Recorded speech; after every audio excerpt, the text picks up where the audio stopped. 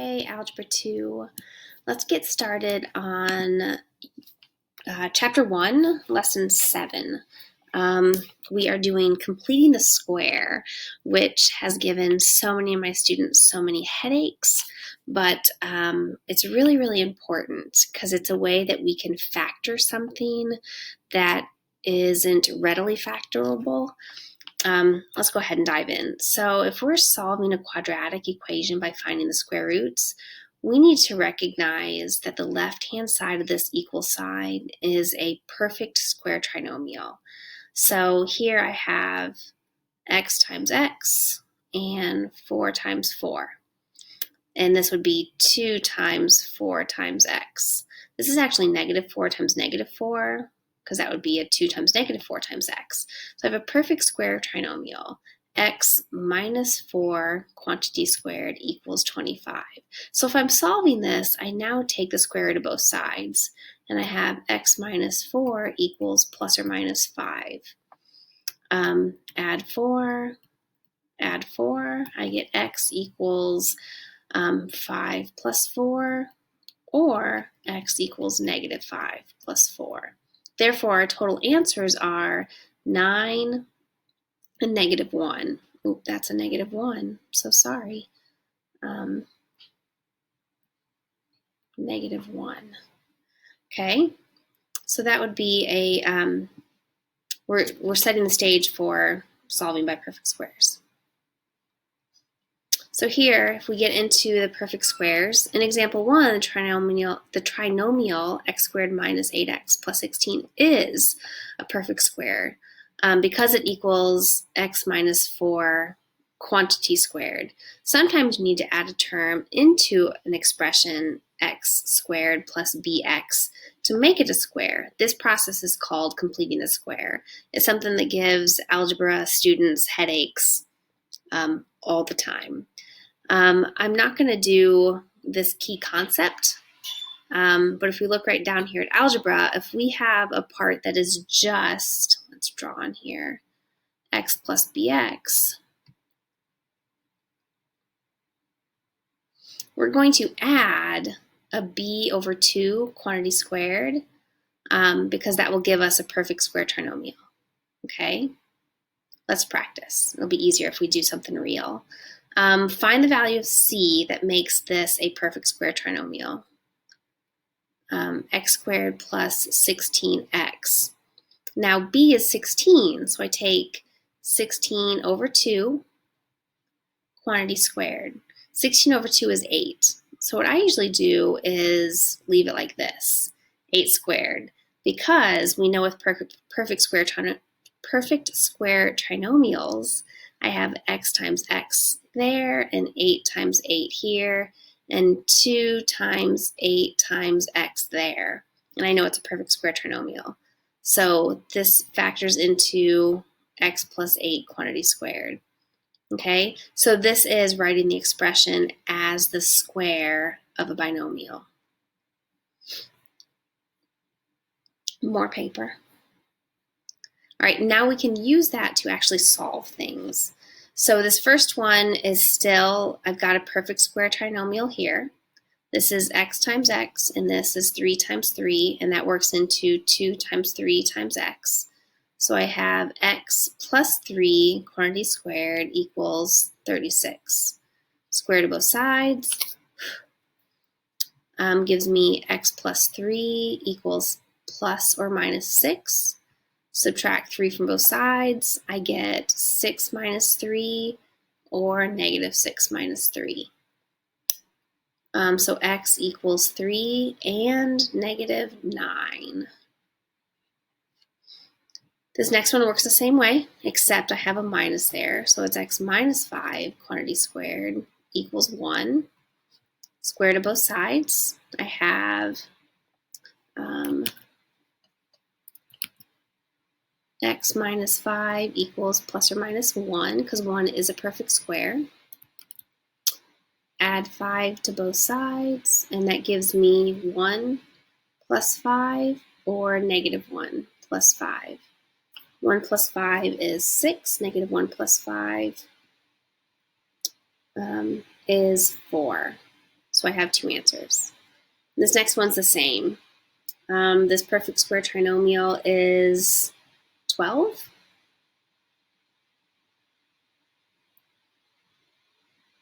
If I take the square root of both sides, I get x minus 12 equals plus or minus 10. Add 12 to both sides. I get 10 plus 12, or negative 10 plus 12. So that's 22, or 2 are my 2 answers. Let's check those answers just to make sure I didn't make any silly mistakes. Negative 9 and 3, 4 and 6, and 2 and 22. We got them. Good job. All right, this is going to get more challenging as we go, but you guys will get it. So more guided practice. Now we just want to find what the C is. Okay, and the C is always 14 over 2 squared. So 14 over 2 is 7. 7 squared is 49. So C is just 49. And that gives us a perfect square trinomial of x plus 7 squared. Cool. 22 over 2 squared is 11 squared, which is 121. So my perfect square trinomial is x plus 11 quantity squared. Negative 3, nope. Negative 9 over 2 quantity squared. I'm actually not going to square that because it's icky.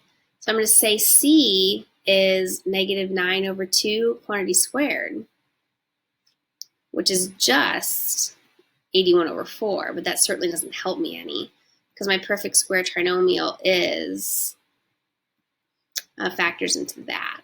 And that's much more helpful. And if you see, this always ends up to be that term. That's 11 squared. That always ends up there. This would be 7 squared, and 7 ends up there. Okay, that's not a pattern, that is a mistake. That's really what it does. All right, so solving equations. The method of completing the square can be used to solve any quadratic equation. When you complete the square as a part of solving an equation, you must add the same number to both sides of the equation. Okay, in algebra, if we add something to this side of the equal sign, we have to add it to that side of the equal sign, or life isn't balanced, or algebra doesn't make sense. It's just how to keep things in sync. It's one of the basic building blocks of algebra. Okay, so this is how we complete the square. When a is 1, it's a bit simpler. We need to really isolate this side of the equal sign so that we can figure out what the C should be to give us a perfect square trinomial. So I'm going to subtract 4 from both sides. And I get x squared minus 12x equals negative 4. Now I need to figure out what the C is. And when I figure out what the C is, I need to add it to both sides of the equal sign. So the C is going to be negative 12 over 2 quantity squared. So that is going to be negative 6 squared. And if I add a negative 6 squared to the left side of the equal sign, I need to add it to the right side of the equal sign. Negative 6 quantity squared is 36. Those are equal. It's a lot easier for me to leave it in this format when I square it, because if you watch, I'm going to get x minus 6 quantity squared equals 32, because negative 4 plus 36 is 32. Now if I take the square root of both sides, I have x minus 6 equals root 32. Add 6 to both, plus or minus, don't forget the plus or minus. I don't know what that is. I don't know what that was. If I add 6 to both sides, I have 6 plus or minus root 32. Now I can simplify root 32. That's going to be 16 times 2.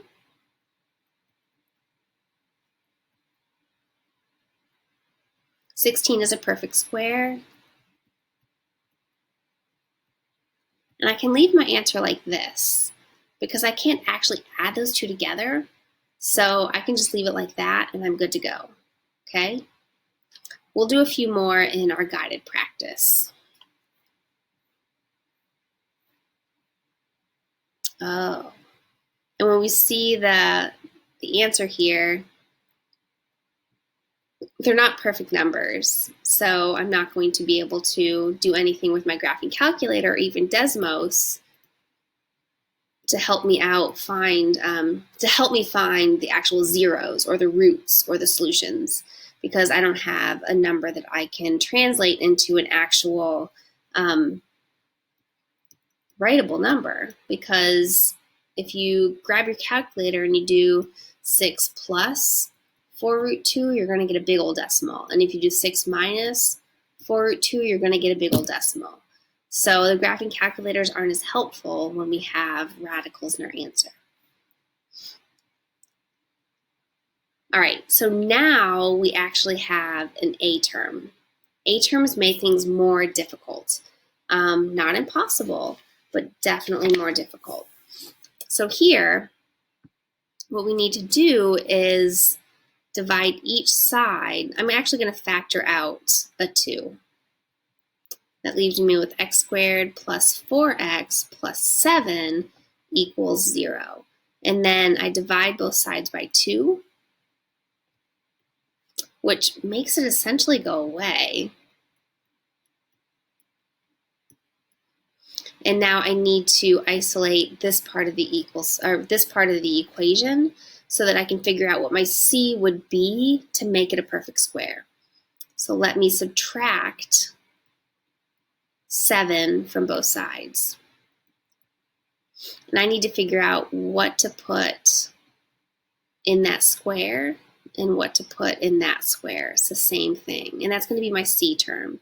So 4 over 2 quantity squared. 4 over 2 is 2. So that's what I'm going to put in that square. And I'm going to put the same thing in that square. Different forms, but the same thing, because 2 squared equals 4. So on the left side of the equal sign, I have a perfect square trinomial.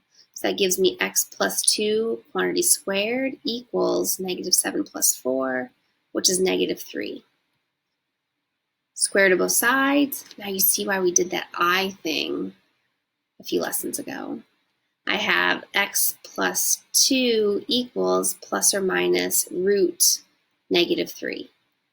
Now root negative 3 simplifies to I root 3. I can subtract 2 from both sides, and I have x equals negative 2 plus or minus I root 3. And those are my two answers. They're my two solutions. They're my two zeros. They're my two roots. All of those terms mean the exact same thing, okay? And another page. And I'm actually going to stop there and continue the lesson in just a little bit, okay?